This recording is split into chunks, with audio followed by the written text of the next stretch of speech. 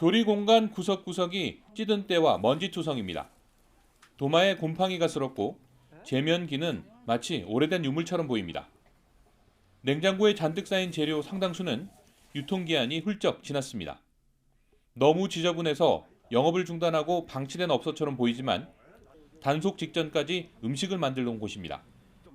냉정하게 점검하던 단속반도 시간이 지날수록 화를 참기가 어렵습니다. 중국집을 우리가 지금 애들이 다 시켜 먹잖아요. 이게 말이 됩니까, 상훈에?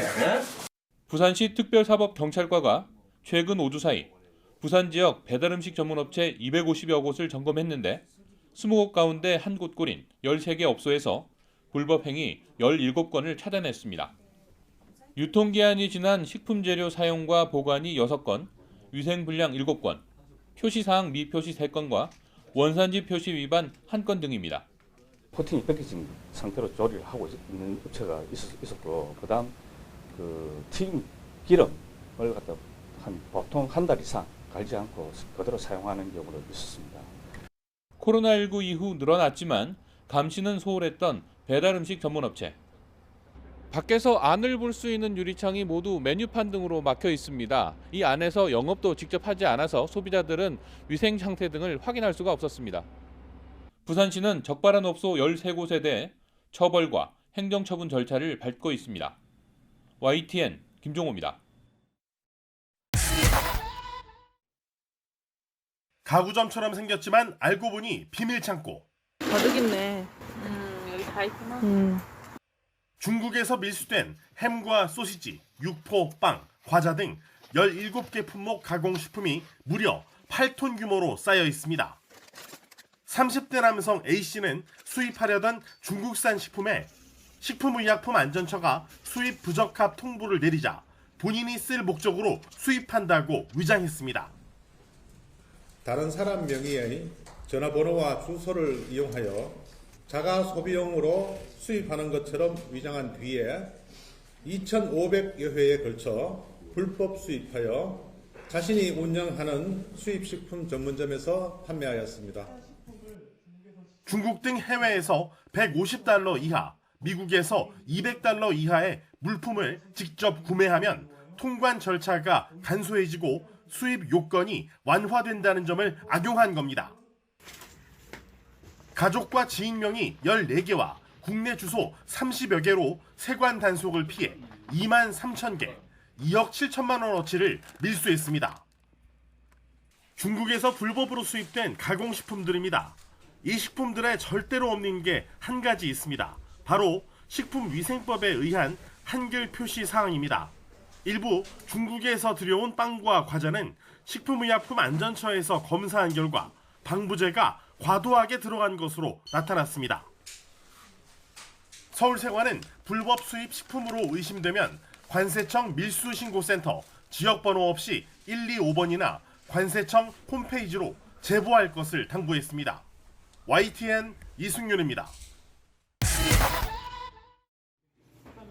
경기도 수원의 한 배달음식 전문점입니다. 성에가 잔뜩 낀 해물 요리 재료로 냉장고가 틈이 없을 정도입니다. 쓰다 남은 생선머리며 포장이 뜯겨 개봉일조차 확인 불가능한 조기, 갈치, 홍합 등으로 뒤죽박죽입니다. 직원들이 먹다 남긴 장어 요리와 새우튀김도 나왔습니다. 요거만 쓰시는 거네 지금 요거만? 네. 냉장고 들어있는 것 중에서? 네. 이게 다 쓰레기고? 네. 정리하면 다 쓰레기죠. 또 다른 배달음식 전문점에선 소비기한이 지난 식재료와 폐기용 재료가 적발됐습니다. 소비기한을 보름 이상 넘긴 어묵과 폐기 처분용 고추냉이 소스 6kg이 들어있었습니다. 사장님 이거 다 쓰시는 거잖아요, 냉장고. 네. 일단 지금 여기 열어보니까 이렇게 나와요. 폐기용 기능이 나와요. 예, 폐기 저희 안 쓰는 거예요. 폐기용 표시가 안 돼 있어갖고요. 이게 폐기용 표시가 돼 있어야 되는데 안 쓰는. 경기도 특별사법경찰은 이달 초 배달음식 전문업체 180곳에 대한 단속을 벌여 규정을 위반한 30개 업소를 적발했습니다. 6곳 가운데 1곳 꼴입니다. 원산지 표시 위반과 소비기한 경과 제품 보관, 식품 보존 기준 위반 등이 주를 이뤘습니다. 지난해 간편식 제조 판매업체 360곳을 점검해 54곳을 적발했는데도 좀처럼 개선되지 않고 있는 겁니다. 배달 전문 업소와 같이 소비자들의 시야에서 들어오지 않는 그런 위생 사각지대가 많을 것으로 판단이 되고요. 지속적으로 단속을 강화해 나가겠습니다. 경기도 특사경은 적발된 업체 30곳에 대해 영업 정지와 과태료 부과 등의 조치를 취할 방침입니다. YTN 최명신입니다. 식당 한쪽 구석에 놓인 김치통. 손님상에 나갔다가 남은 걸 모아둔 겁니다. 아무나 다 버리는데 김치는 진짜 김치는 아깝더라고요. 그래서 김치찌개는 어디가 나가니까 김치찌개하고도 김치는 좀 이상하다. 식사 중에 일부러 찢어서 표시한 김치와 어묵.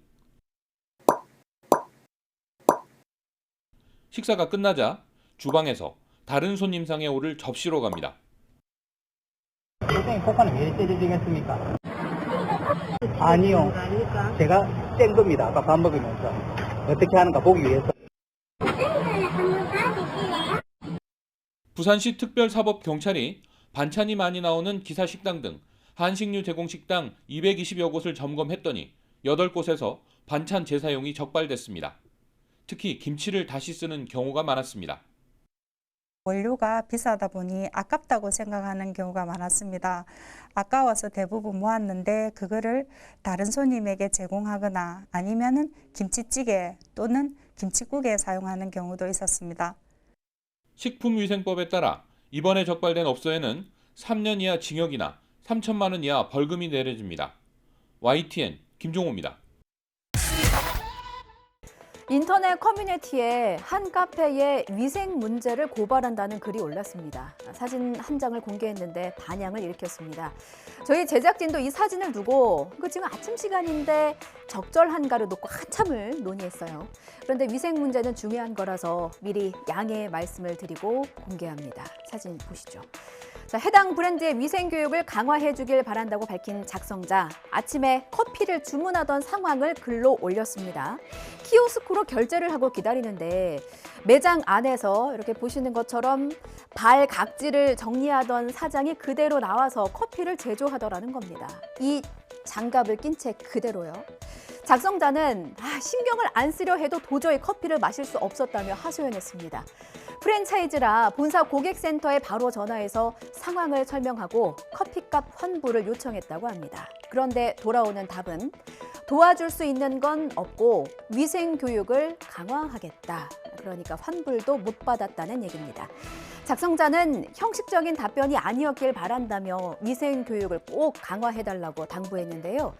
해당 매장이 직장 근처라서 1년 동안 출근 도장을 찍다시피 했다는 작성자는 다시는 방문하지 않을 것 같다며 글을 마무리 지었습니다. 논란이 확산되자 해당 프랜차이즈 본사는 홈페이지에 사과문을 올렸는데요. 가맹점 관리에 미흡했다며 문제 해결을 위해 후속 절차에 신속하게 대응하겠다고 밝혔습니다. 매일 커피 한 잔으로 피로를 달래는 직장인들이 많은데요. 많은 사랑을 받는 만큼 위생 문제도 철저히 신경 써주시길 당부드립니다.